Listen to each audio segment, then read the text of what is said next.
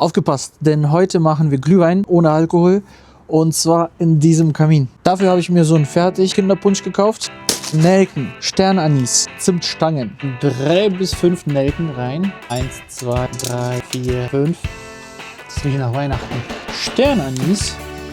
Boah, das riecht noch mehr nach Weihnachten. 2 Sternchen reichen und die Zimtstangen. Nee, das riecht nach Weihnachten. Noch 3 Stück. Unser Zaubertrank ist schon fast fertig. Wir müssen uns nur ein bisschen gedulden, dass der Kamin richtig warm wird. Dafür hat der Tonko Kamin hier so eine richtig geile Halterung. Jeden beliebigen Topf oder eine Pfanne reinhängen. Einfach rüberschwenken.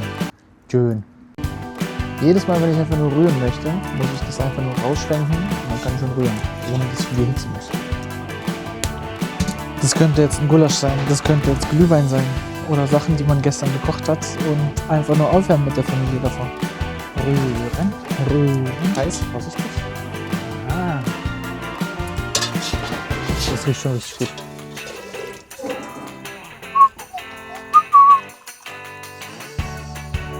Riecht richtig gut.